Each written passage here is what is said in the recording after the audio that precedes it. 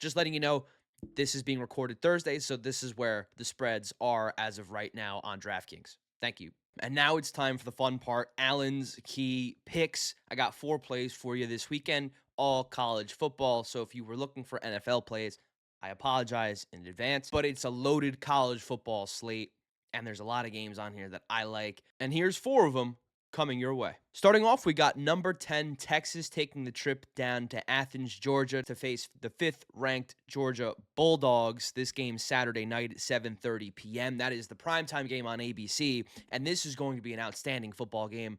Even if you're not the biggest college football fan, there's going to be quite a bit of NFL worthy talent on both of these rosters, and it's just going to be an entertaining game from start to finish. Arch Manning versus Gunnar Stockton is the quarterback battle there. But here's my side on this game.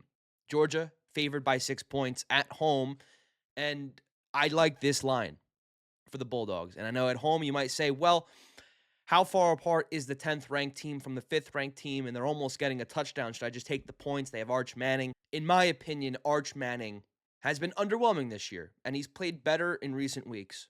I'll give him credit there, but he's been way too turnover prone.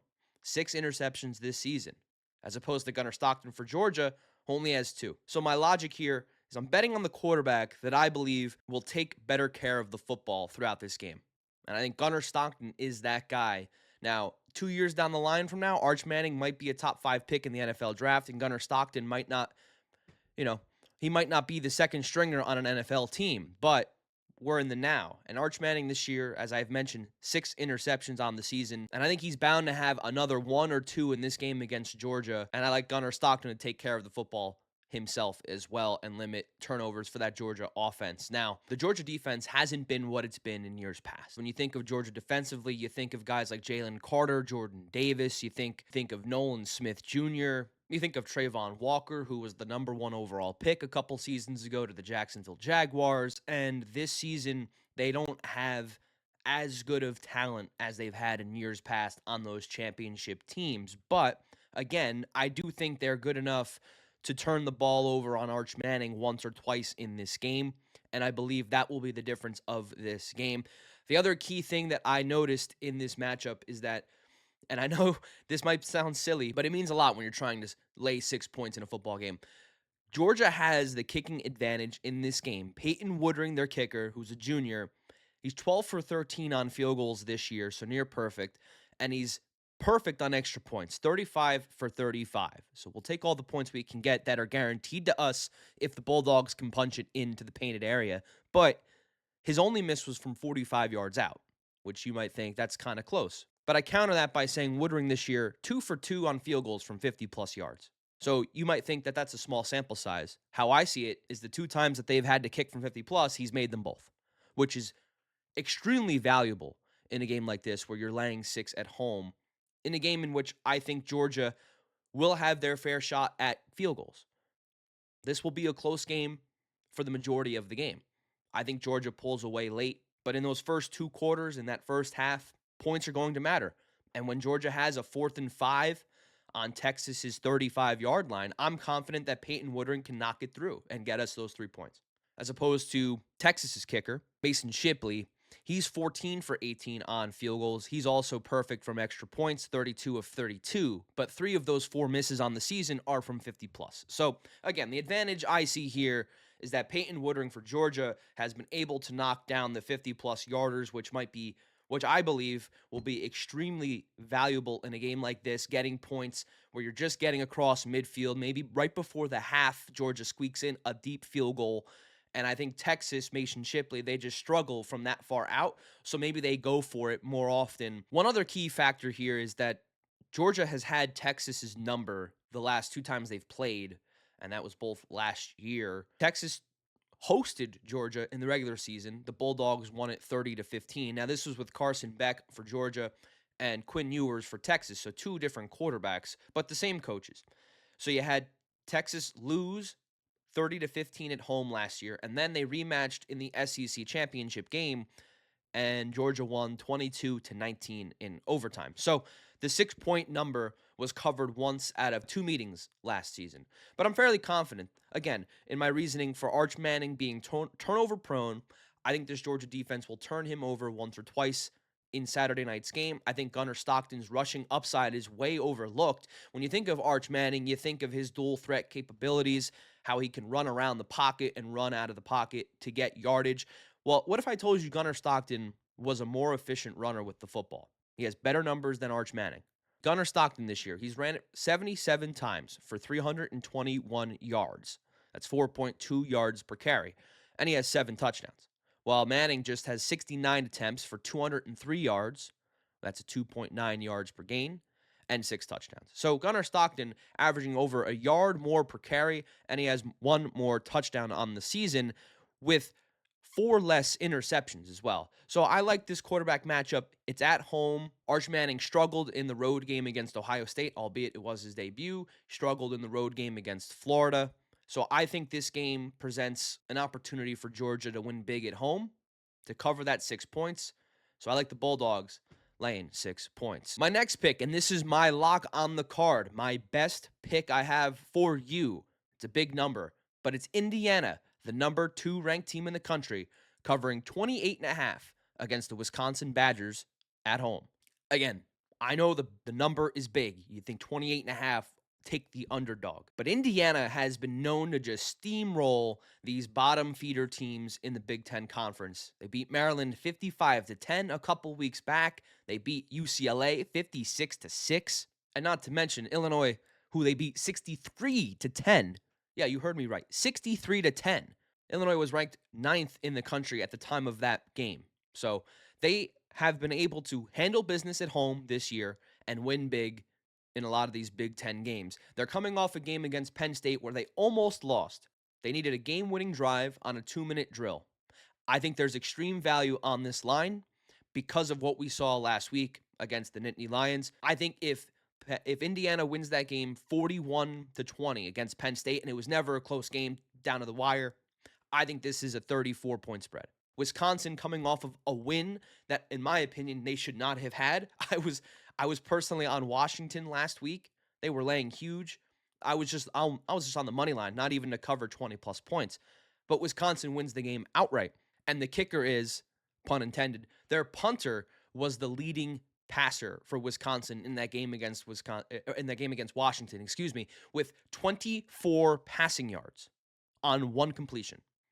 So you tell me how the hell they figured out a way to win that game. It beats me. But what I do know is that it's senior day. It's Curt Cignetti. It's Fernando Mendoza, who's in the top 2 right now in Heisman favorite odds. And as I said, it's senior day. So it's Indiana's last home game of the season before they go close it out against Purdue in a couple of weeks. So you don't think after what we saw last week and that near scare almost lost in Happy Valley that Curt Cignetti and those guys aren't going to come out firing on all cylinders? One thing I'll say too is Mendoza, in terms of a pro prospect, I'm not too excited about, right? Now, I'm not a scout, but what I will say, and I will give him his flowers for this, that 2-minute drill against Penn State really impressed me. Down 24-20 in that game, which in a game in which they were up 20-7 at one point early in the third quarter. Now he's tasked with a 2-minute drill, down 4 points, need a touchdown, and he went down and he got it. He had an incredible throw to Charlie Becker on the sideline to get them inside the 10 once they started to get past midfield, and Becker made a tremendous catch. And then the throw to Omar Cooper in the back of the end zone. Now, the catch was spectacular, one of the best of the season, but the throw was on the money too. So they needed a touchdown. They had 2 minutes roughly to work with, and he got it done in 1:15 to get the win against Penn State with some key throws down the stretch to win that football game. So I was very impressed with Fernando Mendoza. Again, I mentioned he's top 2 in Heisman favorites right now. He's at plus 160 or 185, on DraftKings, right behind Ohio State quarterback Julian Sayin at plus 165. So I think Mendoza has been rolling. Again, senior day. Cignetti knows. It was a close one last week against Penn State. They were in control up 20-7. They let it slip away. Wisconsin got lucky against Washington last week. I think Indiana rolls. I think this is 56-3, 49-3 type of game. Take the Hoosiers minus the points. My third game on Saturday It's another top matchup. The 11th ranked Sooners taking the trip down to number 4 Alabama. And I'm on another favorite here, and you might be thinking to yourself, these are a ton of favorites. Why aren't we betting any underdogs? I just think there's a lot of value in this matchup because so much of these lines are made up on what we saw last week. And what we saw last week was Oklahoma went into Tennessee, or that was 2 weeks ago. They're coming off a bye now. But the last time we saw Oklahoma was they were going into Tennessee and they won a football game in which they should not have won. They didn't outplay Tennessee. Tennessee beat themselves. Joey Aguilar had 2 interceptions. He had a fumble, which was recovered and scored for a touchdown early in the game. One of the interceptions was on Oklahoma's side of the field, which Oklahoma only responded with a field goal. Then the other interception was on Tennessee's own side of the field. Oklahoma, as soon as they got the ball, 3 plays, 6 yards, and the drive ended in 15 seconds. They kicked the field goal. So 2 field goals off 2 interceptions and a touchdown off the fumble. So 13 points off of turnovers. Mateer didn't play all that great. I think this is a big buy spot for Alabama, especially since they didn't look as good as they have this year as they did last week against LSU. I think last week they kind of underperformed, but still they covered a 6-point spread against LSU, winning 20-9. I think Ty Simpson is the big difference here because John Mateer for Oklahoma, since the hand surgery that he underwent earlier in the year, he has not looked the same. He was viewed as one of the Heisman favorites coming into the year, transferring from Washington State. But again, since that surgery, in 4 games, he has just 3 total touchdowns and 4 interceptions. And I think this plays a huge factor in a road game environment like at Bryant-Denny Stadium in Tuscaloosa, where Alabama rarely loses. I think he's going to have to be on his A game, throwing and running, if Oklahoma wants a chance to win this game. I will say the one advantage Oklahoma does have is they are coming off a bye week, so an extra week to prepare and an extra week for Mateer's hand to kind of heal and rest as the season goes on. But on the contrary, Alabama had a bye week the week before the LSU game, so the weekend of November 1st. So they're fairly rested just with one game after that reset on the bye week. So these are 2 teams that are fairly rested in the last couple of weeks, and I think Alabama just has the edge. Again, Ty Simpson has been near perfect this year in his first year starting for the Tide. 23 total touchdowns, only 1 interception on the year, and their only loss came to Florida State, 31-17, which was the opening game of the year back in August. They haven't lost since. They've won 8 straight, including a stretch of 4 in a row against top-ranked opponents. At number 5, Georgia, they won 24-21. At home against 16th-ranked Vanderbilt, 30-14. At number 14, Missouri, 27-24. And yes, that was with Bo Pribula before the injury. And at home against 11th-ranked Tennessee, 37-20. All consecutively with no bye week in between. So this is a team that is just rolling right now, and no one seems to be able to stop them. Garrett Nussmeier was benched against Alabama last week for LSU. They only put up 9 points. I just think with how Simpson is playing and how the defense has also played for the Tide in SEC play, just giving up 18 points per game in conference play, I think Oklahoma, with Mateer's hand issues, it's just too tall of a task to ask them to go into Tuscaloosa and to cover a 6-point spread. I think Alabama rolls, pun intended, roll Tide. I think they win this game somewhere in the range of 28-13, 28-17, and I think Alabama covers the number 6. Okay, so for my last pick on the card, this one's a late game. It's a 10:15 p.m. start, I believe. Yes, 10:15 start on ESPN. TCU taking the trip to BYU. That's 12th ranked BYU Cougars to be exact. Now, BYU is coming off of a tough loss at Texas Tech, which that was at the time, BYU was ranked 7th. Texas Tech was ranked 8th.